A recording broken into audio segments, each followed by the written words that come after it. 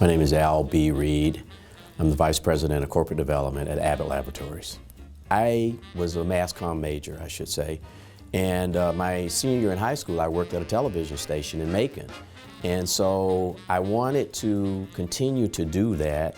So every weekend I would take the bus home to Macon to work at that television station every weekend for my freshman year. So I didn't have a normal freshman class experience. Although I missed out on a lot of social activities in that first year, I think it helped me mature.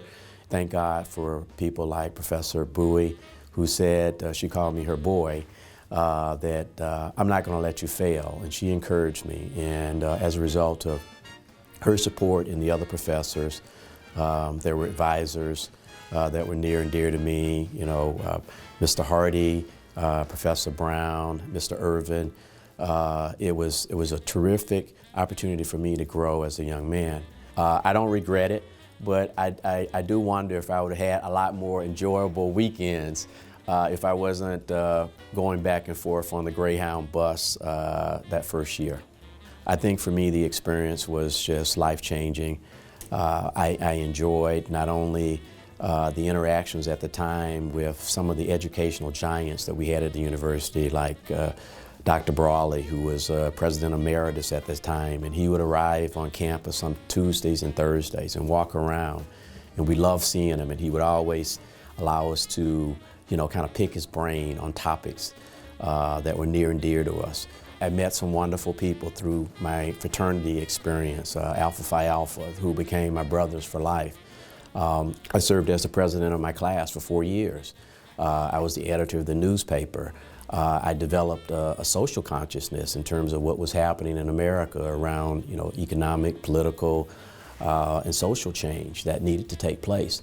But I think all of those things, looking back, were special, but the one that I hold near and dear to me, I met my wife here. On her very first day of school. I was a freshman guide at the time, and I was instructed to her dorm, which she was going to live in Holmes Hall.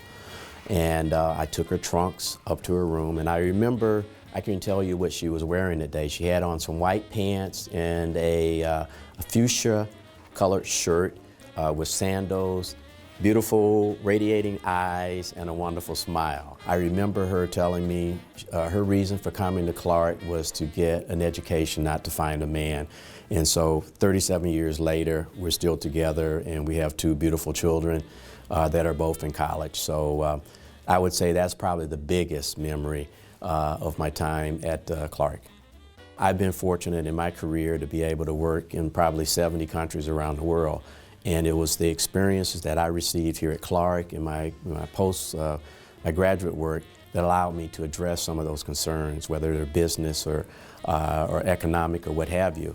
So I think it's important for the young people, again, to have a global mindset, but continue to grow and develop and surround yourself with achievers, high achievers, and use the wonderful, wonderful resources that exist at this university, because if you don't leverage, you know, I'm not one that's in favor of trying to reinvent the wheel.